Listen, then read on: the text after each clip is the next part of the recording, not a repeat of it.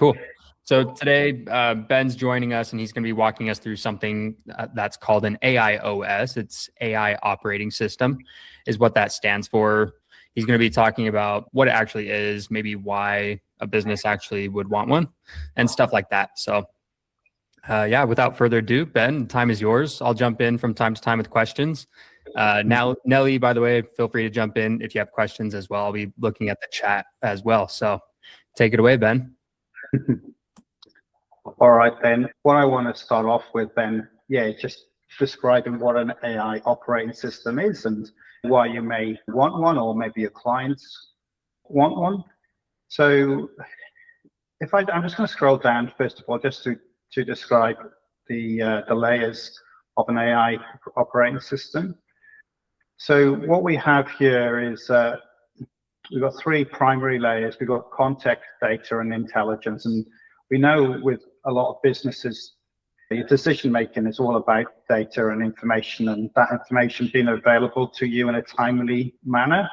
So if we can get the foundations right, get all the information together, will provide better context for any questions we have or any decisions we need to make. And we can use AI as an assistant. It's not to take over what we do, but we can use that information to, I guess, aid our business operations, okay? So the three primary layers are context.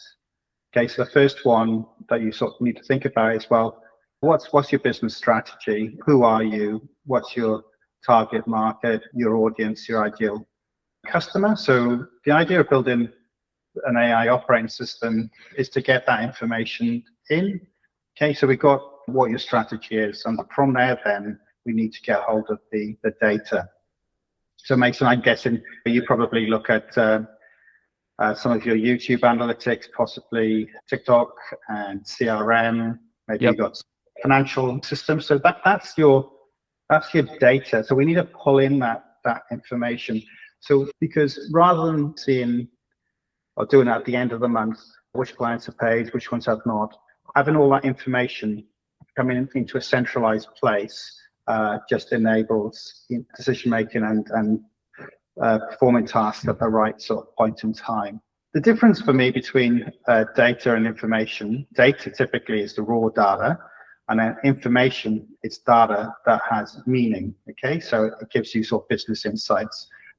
Layer 3 here is really around the intelligence. Now, so just as we're doing this kind of workshop now, I saw a couple of Firefly note takers. So those transcripts, quite often they've got valuable information.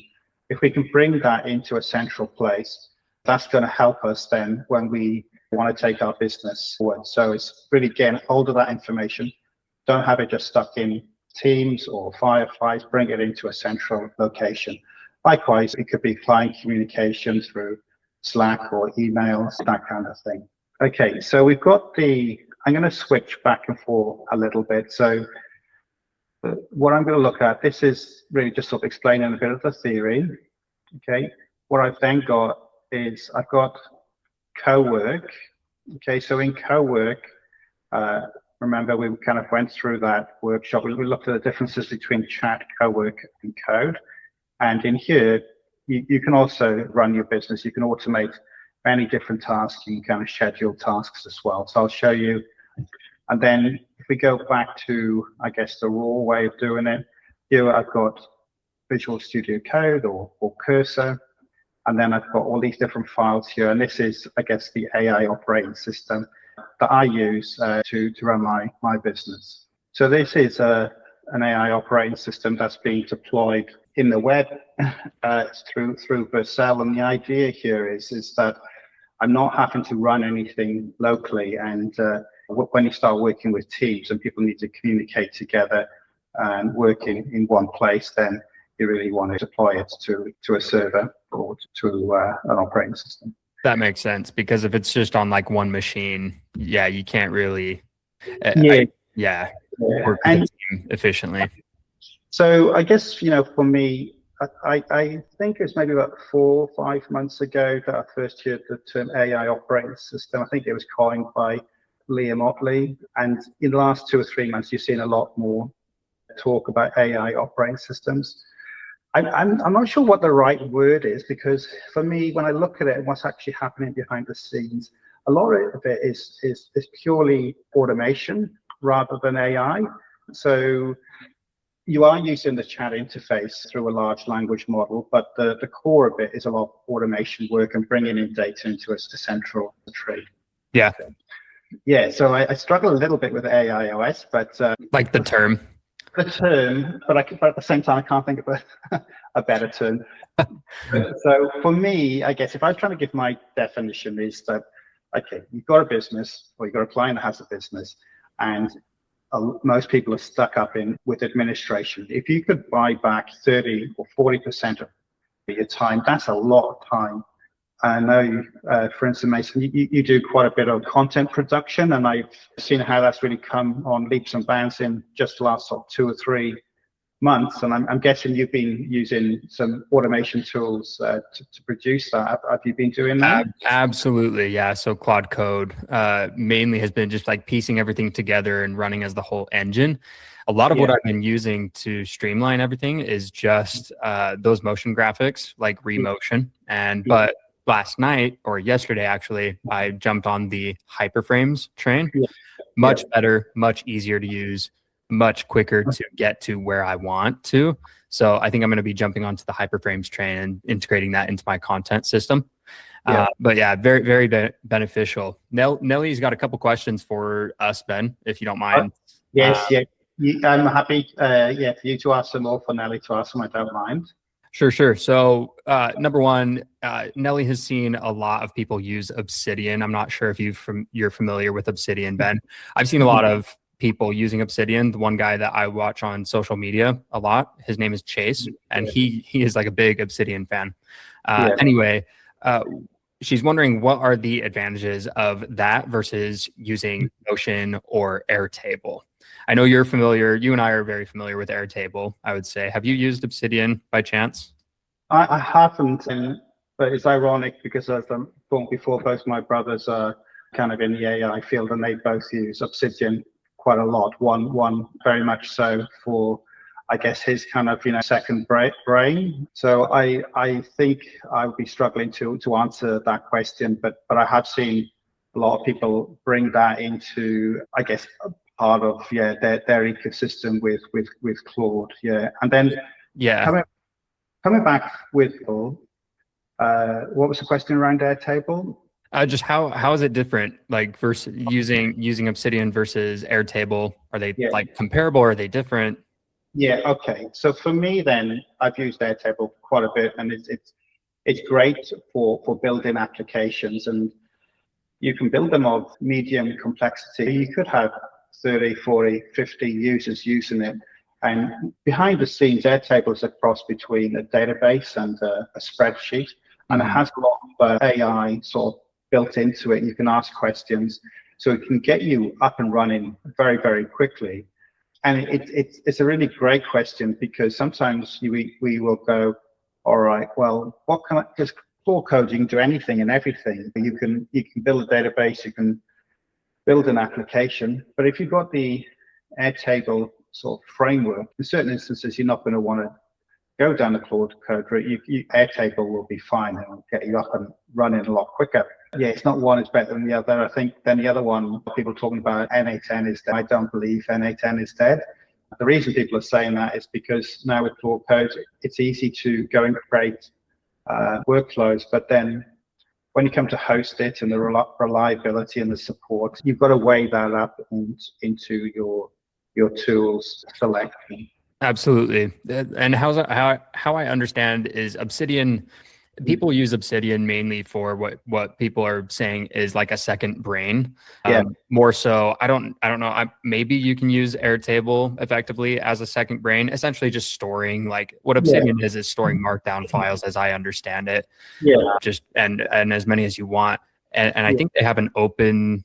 You can actually run it local. I think it's open source, if I'm not mistaken. And then they have like a cloud plan that you can pay for as well. So that's a difference as well between like Airtable and Notion, which is strictly cloud-based, versus Obsidian. You can do it on your machine.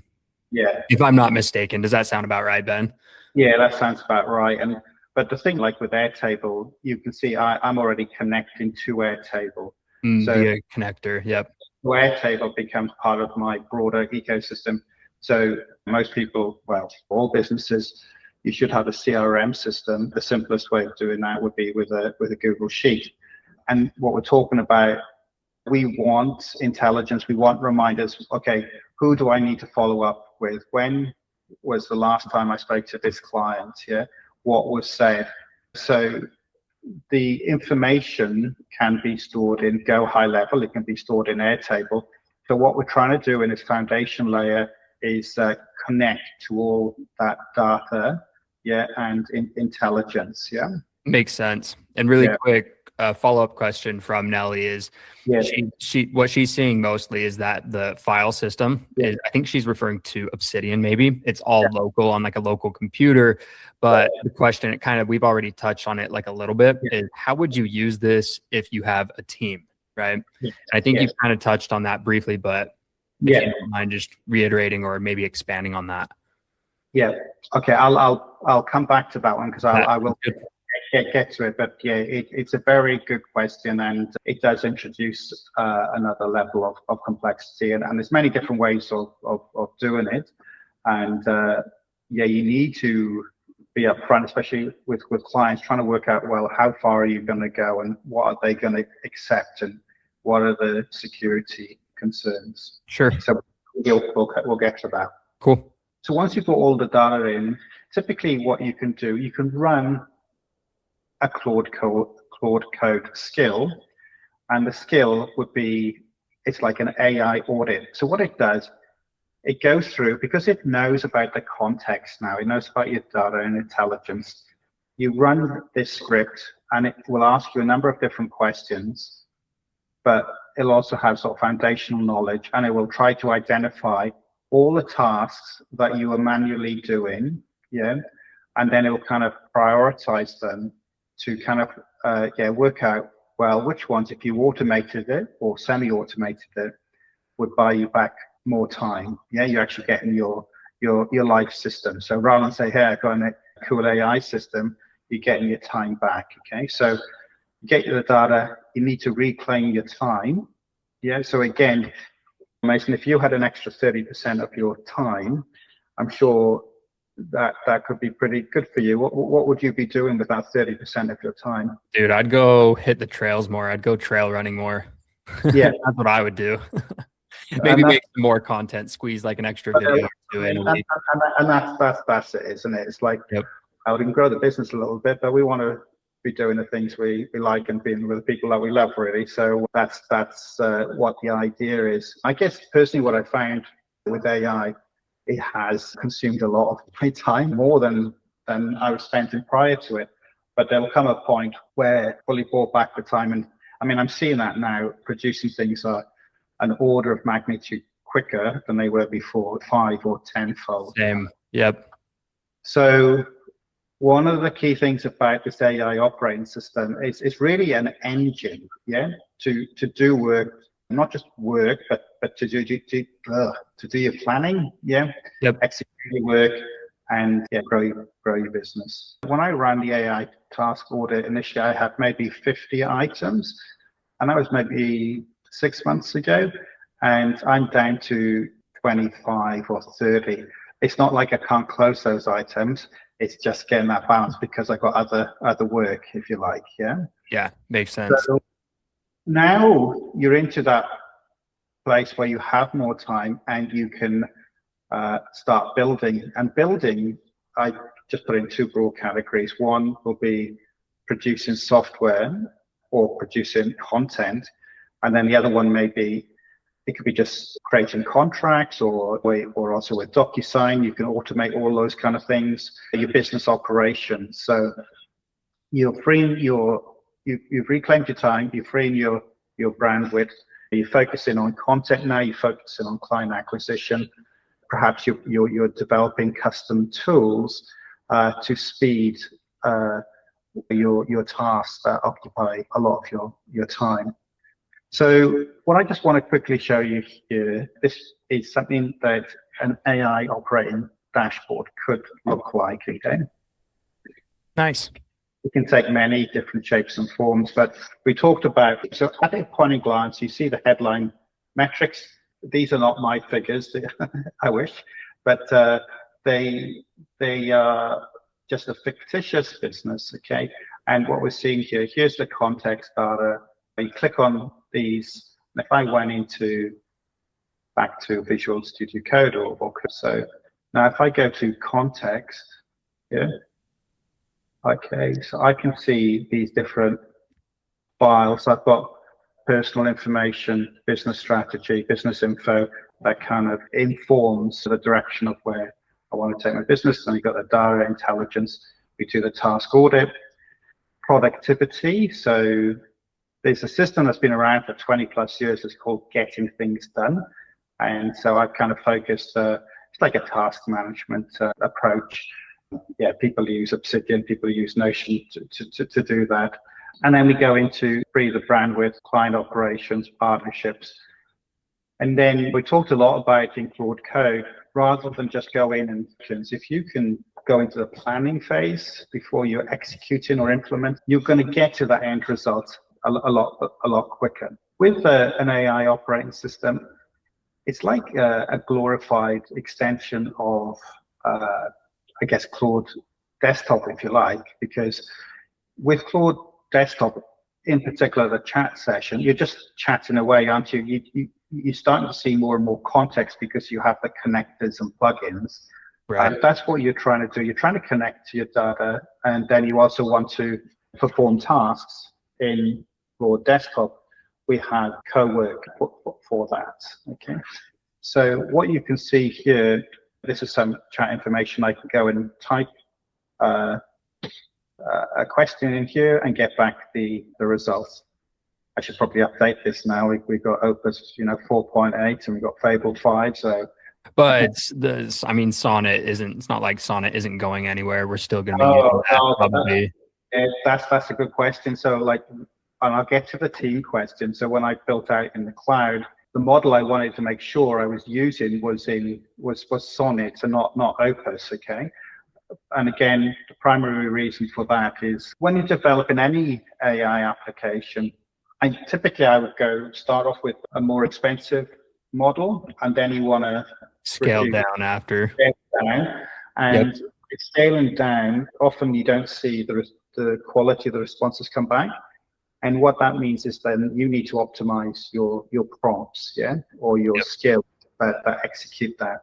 So I've recently built within Claude Cowork, it's like an AI operating system for the real estate subdomain.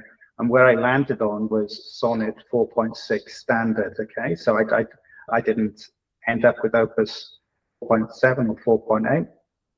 And you can see the benefits of that because the token usage is significantly less. Yeah, and sometimes when you're using these high-end models, they can think more and they can overthink. Exactly. Yeah. If it's a much simpler task, no need for Opus 4.0 or let alone Fable, the new one.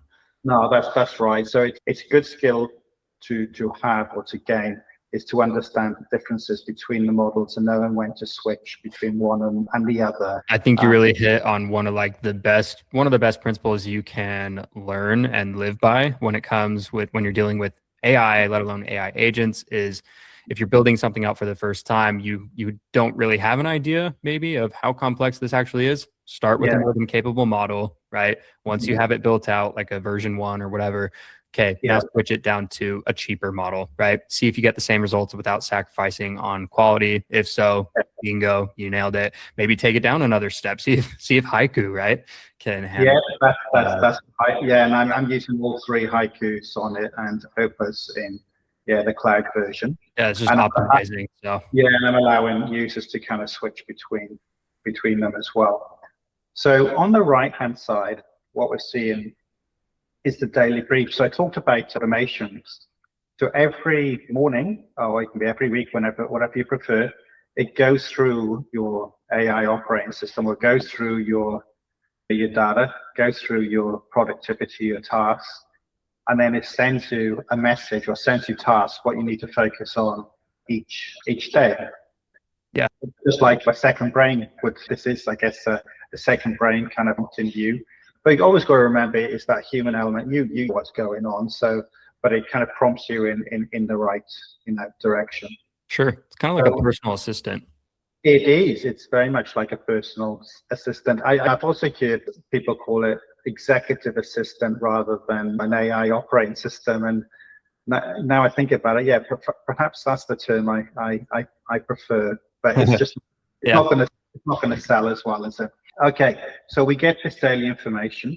So the other thing that we can do this in Claude Cowork and Claude, is you can, when you're working at home, you can go away and you can carry on with a session from your phone. It's kind of called dispatch, yeah, which is a really neat way. So what it is that you can control, yeah, or you can execute most of the tasks that are on your laptop just from your phone by sending messages back and forth. Yeah, and that's really quite powerful. So if you're on holiday, okay, we should be putting our phones down and our laptops down. But if there's something important, you can send a message from your phone.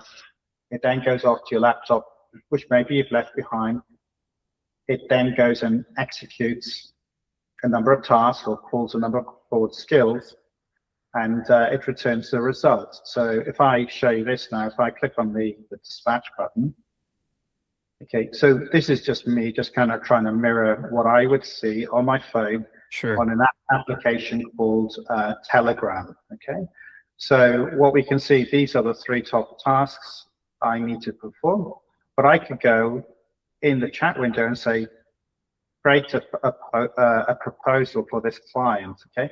Now, what I know is like last night, let's say I had a meeting or a discovery call with the prospect, then the information would have been captured in Fireflies. It's been saved to my laptop because I got an automation or I've got a webhook to kind of trigger that, and then the data comes back. And then what happens is if I click on it,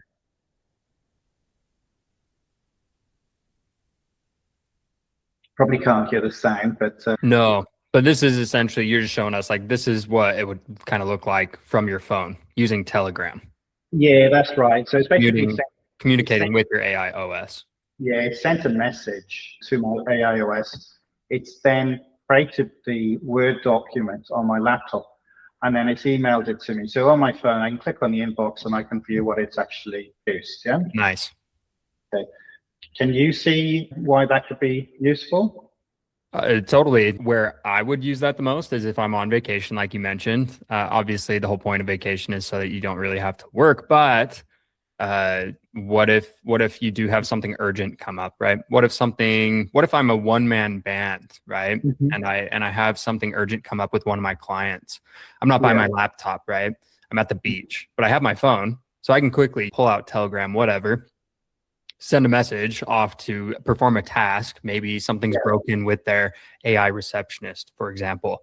Claude can take over, investigate, get back to me. Hey, found the problem. Here's my plan to implement. Are you okay? Cool. And just in a matter of a few messages, I'm just chilling on the beach. I can take care of my client and then get back to doing whatever I'm doing, surfing, snorkeling, just relaxing, whatever. That's how I would use it. Yes, and I think that's a perfect use case. And you're seeing a lot of YouTube content now. It's I call it the single $1 billion business. People are going to be able to leverage AI so much they can create quite a big business. But obviously, if you are a one-man band or one-woman band, the challenge is you still need to, unfortunately, kind of respond 24/7. But if you have and you see this as an assistant, then your assistant can do the work. You're just kind of directing the messaging. Yeah. Sure. Absolutely. Nelly is saying, so your intelligence basically lives on your laptop then. Is that right? Well, yes. I mean, it depends how far you want to take an AI operating system. So for me, just with my work, it would just land or be on my laptop. But I will come to the team discussion and show you how the intelligence can be deployed or saved in the cloud. Yeah. Cool. So I want to, before the AIOS term was kind of really introduced, one thing that I did was with the Fireflies meetings, when they finished, there was a webhook. It then called an N8N or a make.com workflow, and it got the data out and put it into Airtable. Yeah, so it got the information out and put it into Airtable. So that is the same concept. That is your intelligence. So that was not being saved on my laptop. Yeah. Yeah. Okay. So what I want to do now, and I do promise to get to the Teams bit, that will be probably last, is just go into Claude Cowork. Okay. If we click on the plus, you can see, hey, we have Fable 5 here. There And we go. Anybody watching this, it's free for the next 2 weeks. It's not really free, but what it is, it does use your subscription, okay? But after 2 weeks, they're just going to cut it, and the only way you can use it is by purchasing extra credits, but they have promised they will put it back in when they've sorted out the supply and demand issue. So I'm in Cowork, and prior to Cowork, just having chat, then there would be no way that you could have an AI operating system in this desktop product. The difference between Cowork and chat, you're having information stored on your laptop. Okay, so when we produce these artifacts, they can get saved in the file system. Yeah. So what we have here, and are you familiar with projects, Mason? No, honestly, I haven't really touched them. Yeah. Well, I haven't used it too much, but just look at a project. First of all, I would just see it as a folder. So imagine you create a folder on your file system. You can put files in there. Oh, Yeah? okay. So if we talk about the context, I could put my business strategy in, my brand guidelines, yeah, who I am. Okay. Now, the idea, when you're in that project, it has context. So when you're asking questions here, yeah, or you're asking it to do tasks, it can use that information, not just what's in the chat session as well. Yeah. Okay. So when we go back to what we saw was the 3 layers, then we saw context, we saw data and information. Where's it gone here? So with the context, yeah, these MD files, markdown files, likewise, I could upload them into the projects folder here. And I'm becoming a fan of Cowork. I really didn't like it initially, but the product's becoming quite rich. It's pretty good, really. Cool. Okay. We have skills, all these different skills, and we have connectors. We're talking about connecting to Airtable and Obsidian, and then we got plugins. So what I want to do is I want to just go to this plugin. This is one I've created. Okay. So if I go here and I'm going to select the real estate plugin, and I encourage people to have a look at the small business plugin. This is something that Anthropic made available maybe 2 or 3 weeks ago and has a lot of useful skills. It takes less than a minute to get set up. It's really, really quick. Okay. So for this real estate one, so what we're looking at here, these are these different skills, and they kind of fall into kind of 5 categories. There's like a vendor listing, a sort of market prep, and also like a sales one, and so forth. So I've got 5, if you like, skill families, and then I got 12 skills, if that makes sense. So there's 12 skills, but there are 5 trees. Now, if I look at them here, let's have a look. So the first one is build a 900-word blog post in the agent's voice. So if I click on this, right now, this is the skill here. It's a pretty big one. It's a pretty massive skill, and obviously I didn't type all that myself. And the way I was able to produce that skill was to go back and forth in Claude Desktop, saying what I wanted, yeah, and just iterating through it and doing lots of testing, yeah. Yep. And, so let's look at some of the other ones now. What have we got here? So we got a branded weekly vendor report. So we've got comparable sales. So the idea there is, let's say someone's going to sell their house. What happens then is this skill it obviously will find out information. It will ask what's the address, how old's the building, how many bedrooms, bathrooms. It'll be maybe capture 5 or 10 fields. So when we execute this skill, it will produce a data entry form. And then what you will do is that enter the data, and then the skill will get executed. It will actually go off through a number of different search engines, not Google, but more property specific, and it will get hold of the sales information, and then it brings it back and it shows the comparable sales to help inform both the real estate agent and the seller what price perhaps they should land on to start their marketing. Yeah. Nice. This one's a very simple one, so maybe we'll just have a look at this one. Like, whoops, RE listing copy standard. Right. Okay. Okay. Right. RE. Right. Okay.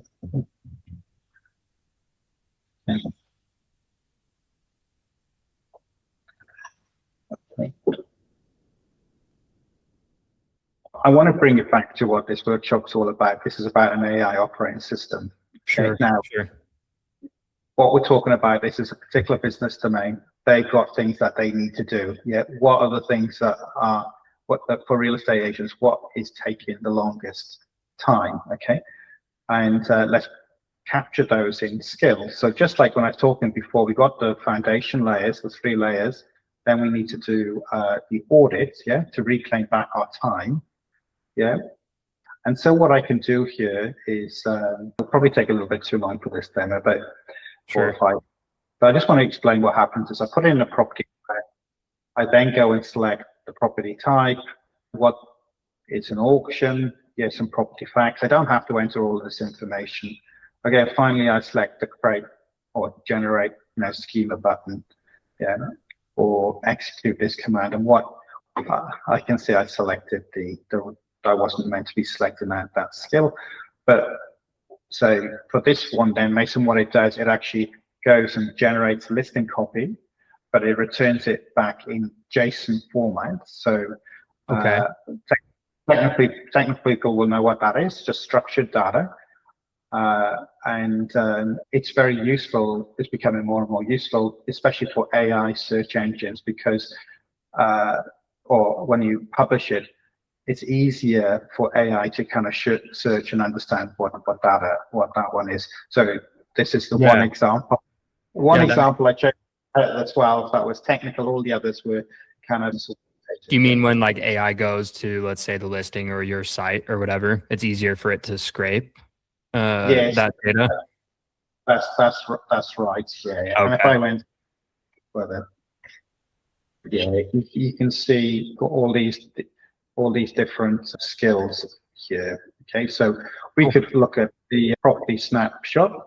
So here, if I then execute that, it will come back and look at that particular property and it'll tell me all the sales prices, and it will also look at the council information, see whether or not it's flood affected and so forth, really. Where have we got to here? We're in Claude Cowork, and I've mentioned really there's kind of 3, for me, I can see 3 levels of complexity where you can implement an AI operating system. So you've got Cowork, and the great thing about that is you have a really good framework to work within, but it's probably the least flexible.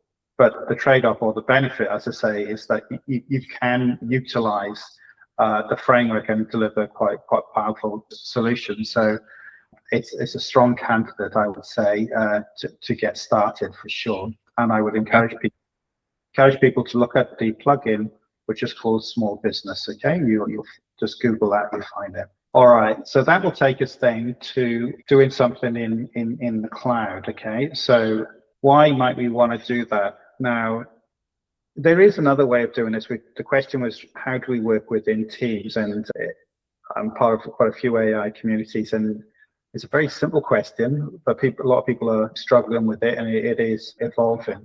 So I'll show you another approach that some people are doing it. Is with the Visual Studio Code or Cursor, you can build your AI operating system here. And so let's say you've got a small team, 2 or 3 people. What's actually happening behind the scenes? Are you familiar with GitHub, Mason? I am, yeah. And how I understand it and kind of explain it to people is it's just a place to, I know it's more than this, but it's at a simple level. It's just a place to store all of your code, kind of like a Google Drive, if you will, for your code. Yeah, that's But I know pretty it much. can do more than that, but simply, yeah. Yeah, so that's what it's for, and you can track your code changes, and obviously it becomes even more useful when you're working in teams, because people need to kind of code or develop separately, yeah, on their own part. And you need to make sure whatever they're doing is sandboxed, if you like, and it's not overwriting your changes and things like that. Right. So you guys, team member 1 and team member 2, can be working on the same project, right? Yeah, yeah, on different things or on the same thing even, right? Yeah. That's right. So look, so you just gave the analogy sharing with Google Drive. So like you can share files with me on Google Drive. There are certain files that you want to share, and there'll be many files that you don't want to share. Yep. And the same principle takes place when you're wanting to develop an AI operating system with for a team. So what I would say is really try and get started with what the business problem is and what should be shared and what should not be shared before you go, all right, well, how do I implement it? Because your requirements will influence which route you take, okay? So an example may be with what I could do. I could share this GitHub repository with the 3 of us on the call, right? So what would happen then is, like, if you, so the GitHub is like Google Drive. You have all the files there. Now, there are certain files that are secret, if you like, and they don't get pushed up there. They could be API keys and stuff like that. You may have your own API keys stored locally. So as a small team, what we may want to do is, at the end of the day, we push, the word is, we push our code to GitHub, okay? So all the latest changes are in GitHub, okay? Now, we can actually automate that. We talked about automations, and we could have a job that triggers that, and we can use GitHub actions and all sorts of things to help kind of automate the process, yeah? So what it would mean is that whenever, let's say we were happy with that just once a day, then it gets pushed at the end of the day. All that both of you would need to do is you just need to get hold of the latest code, yeah? And then all that code would synchronize, would come down from GitHub to your machine. And so now we're working as a team. Does that make sense? Yeah, with the latest version. Yeah. You would simply, I imagine there's like shortcuts and commands that you can type for that, or you could literally just natural language say, hey, go pull the latest from GitHub or whatever, pull the latest of this repo from GitHub, something like that, right? That's right. Look, I mean, the other thing that we've got in here, we've got all these different commands. These are my commands that I got.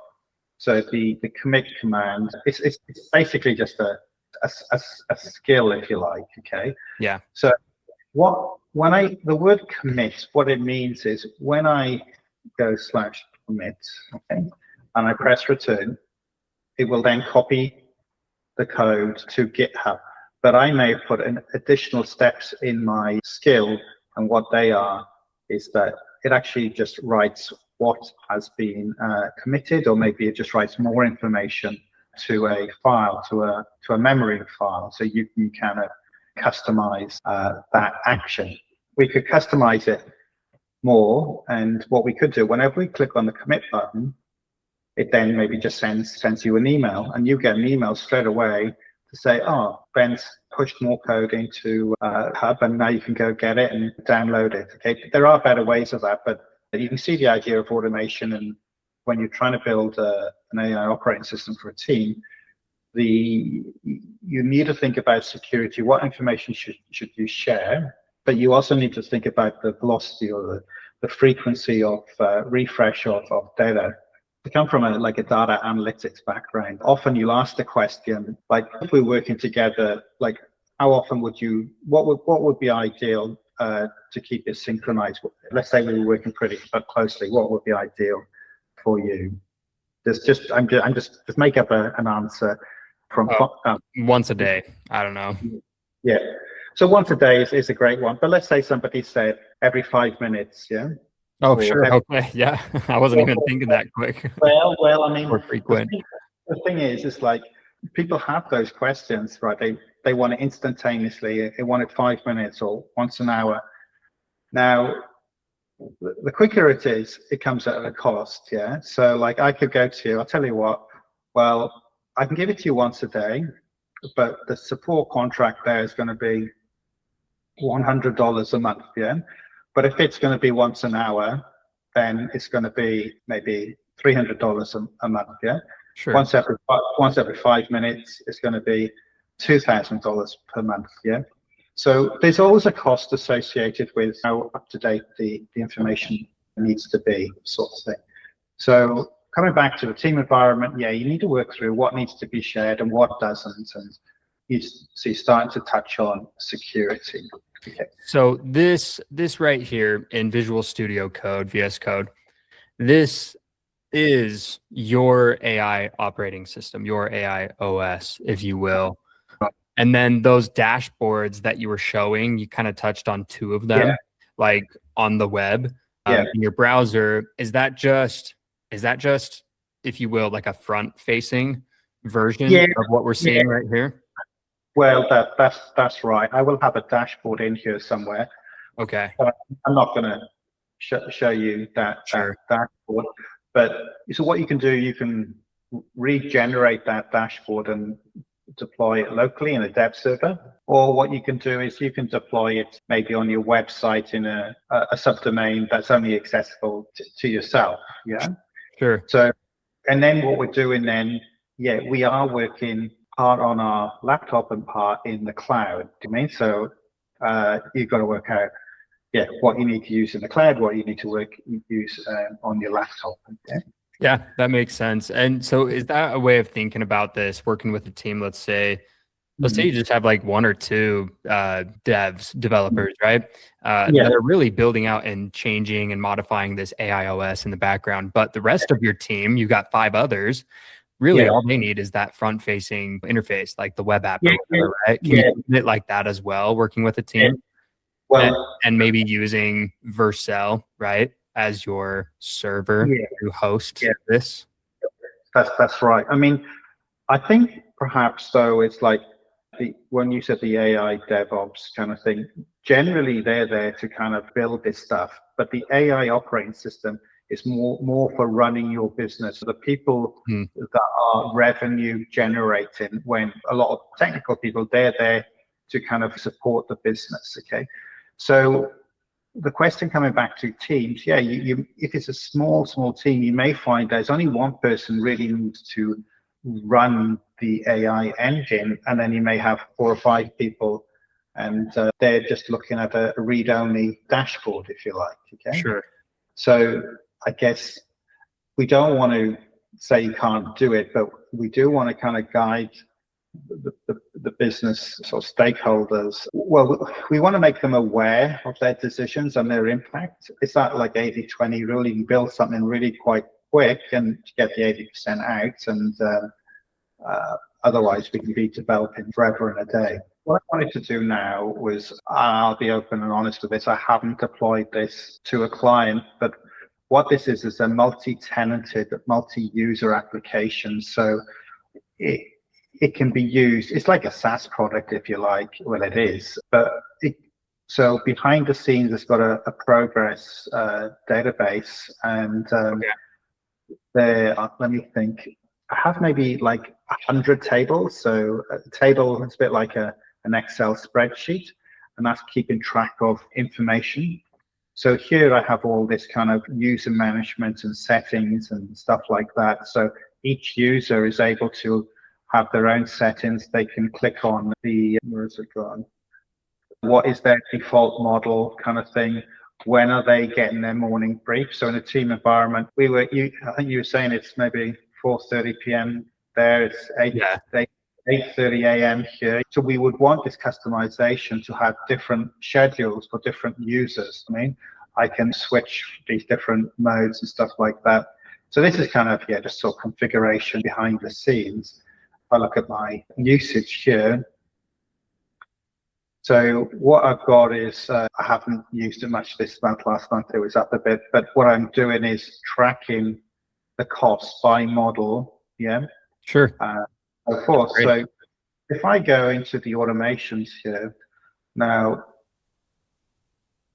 so I can click on the Run Now button. Right, so what's happening here is that this is triggering a Claude, okay, it's not quite, but it's triggering a Claude code skill called Morning Brief, yeah? It's going through my context, yeah? It's actually produced the results here. It's going through my data, it's going through my intelligence, yeah? And it's actually outputted this, okay? This is fictitious data, okay? So these are my 3 priorities. This is what's happened overnight. You need to focus on this. This is what you need to watch, yeah?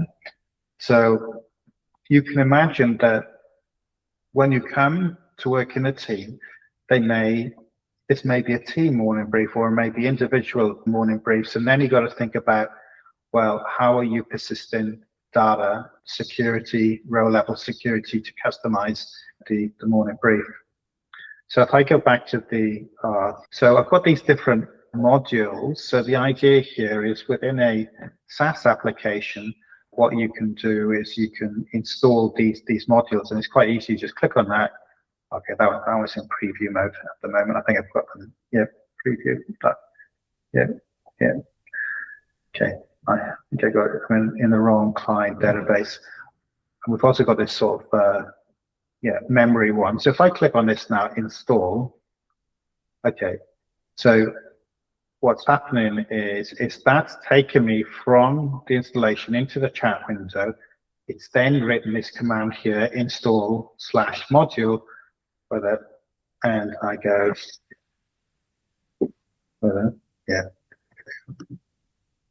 anyway. It was there, yeah. I've done something. Anyway, where was I? I've forgotten already. Sorry, I can't remember. It took us to that screen. I think something about installing like a module or something. Yeah. Let's have a look. Yeah, I think I was in this one. Yeah. Anyway, let me just reinstall this one. No, I don't want that one. It's got the message there. But I think a better one for me to install, I'm hoping. No, I was hoping I could find the audit one. Yeah. Anyway, let me just go back to a few different things. So what we've got here, just like you saw the file system on my Visual Studio Code, I've got all these different files here. Okay. So this is my context. This is what informs every single interaction I have with this application. Because typically when you're using a large language model or you're in Claude, we hear about the context window. Recently it's increased from 2,000 to 1 million tokens. But as soon as that session is gone, you've got to start again. I mean, you've lost the context.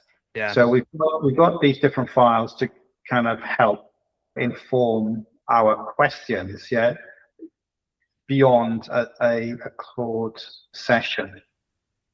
So let me jump to the task audit. And I'm kind of focusing a little bit on just demonstrating what a AIOS is, but I'll come back a bit more to the team environment. So this section is around a task audit. So we talked about, we've gone and got the 3 layers in, the foundation layers in, then we run a task audit and it goes through, and it's worked out, well, there are 23 actionable steps that you can focus on to kind of streamline your business processes to buy back more time. Yeah, so what happened and how did it come up with these, right? When I ran the command, it executed the skill. The skill had a script, and the script then, it looks at the context, the data, the intelligence, and then it also has like, okay, well, what are common tasks that people need to do or help to kind of automate the business? And it's come back with all these tasks for me to do. So if I go through them and complete the task, then I can start focusing on the build phase. Yeah. Okay, nice. Okay, so yeah, it's deployed in for sale, but I think if you're going to take it to a larger client, they may push back on that, and you probably want to install it in Azure or AWS. But when you're building a SaaS product like this, you can put those architectural principles, put them up front, so it's not too difficult to kind of, move that way. Yeah, you really just need to think through security implications, both on people trying to get into your system, but also the people that do have access, making sure that they see the right data. Yeah. And when they ask questions, so when I ask a question, yeah, the right permissions are in place so that what should I focus on today? So it's using the Sonnet 4.6 model. So all this is happening in the cloud kind of thing, and it's coming through. So okay, well, this is what you need to focus on: YouTube videos, some short form videos, voice agents, all that kind of stuff. And I can help me out to videos. Okay, I can put labeled by different model.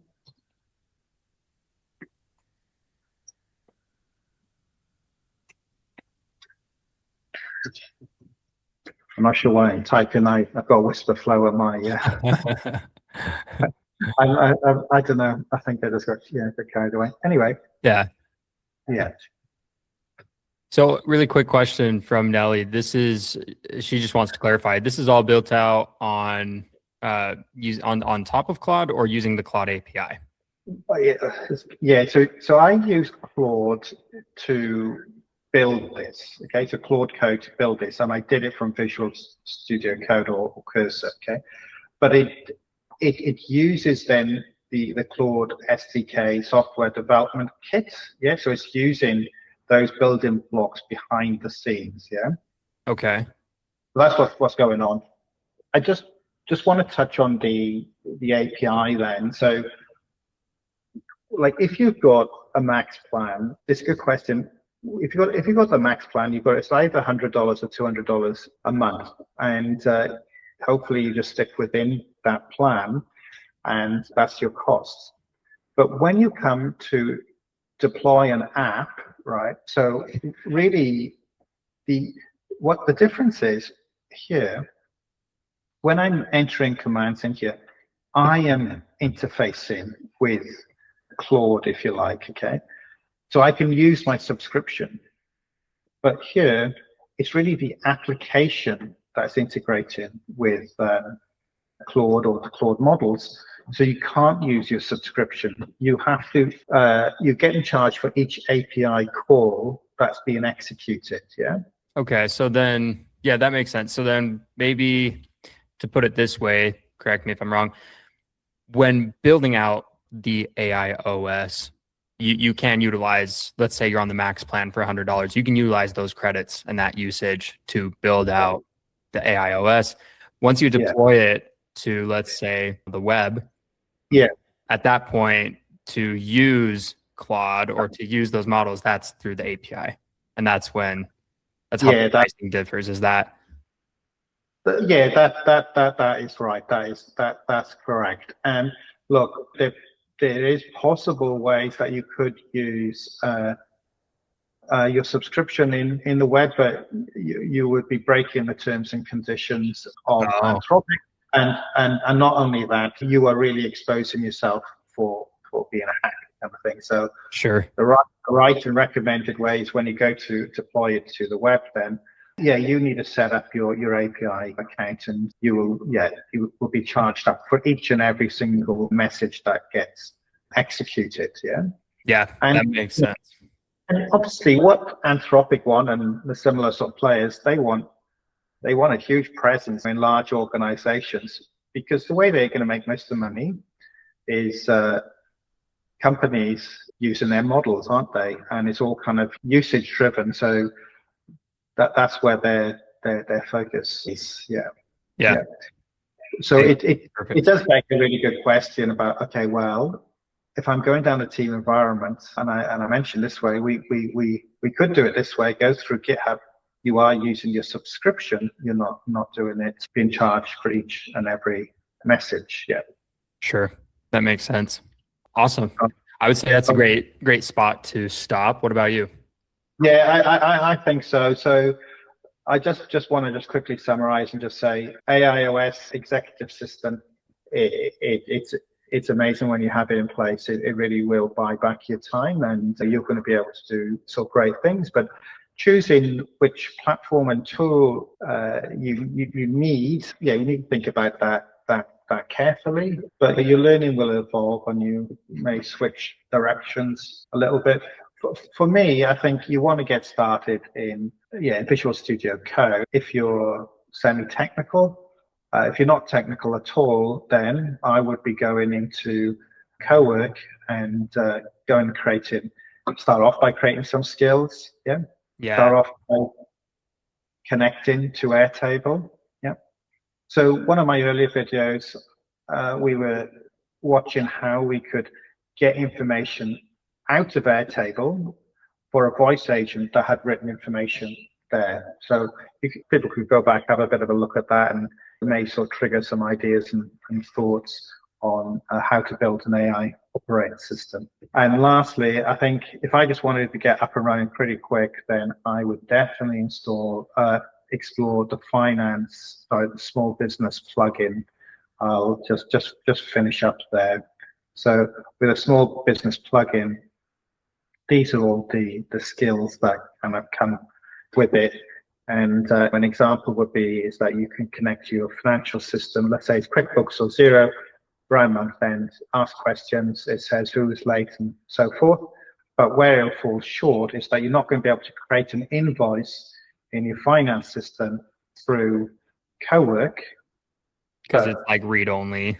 Yeah, it's read only, but you would be able to do it if you were working in Claude code, most likely, if it has that API, or more so the MCP tool available for you to reach out. Yeah. That makes sense. Great. Right. That is awesome. That was a nice intro to AIOS. I like the executive assistant word too, but that would be harder to say. AIEA. Well, AIEA.